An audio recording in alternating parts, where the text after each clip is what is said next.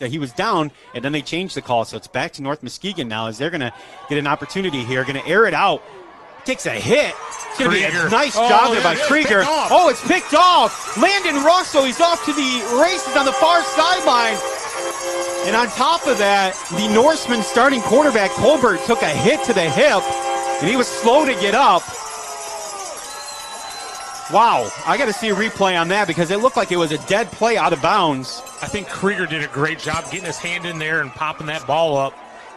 Yeah, there it is. And Russell just coming in underneath it, and he takes off. So a pair of turnovers here, folks, and it's Millington ball. They are in business now. Ball going to be spotted up at the 29-yard line of North Muskegon with a first.